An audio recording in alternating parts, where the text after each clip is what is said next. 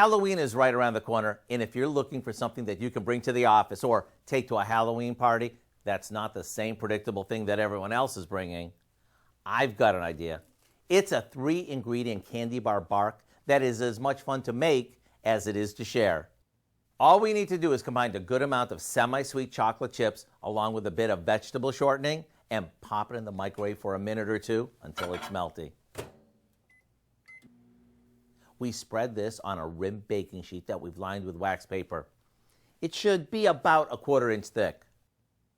Now, while this is still warm, we sprinkle on our favorite Halloween candy that we've cut up, and that can be anything from the gooeyest candy bars to candy corn. We'll pop it in the fridge for about a half an hour or so before breaking it up into pieces.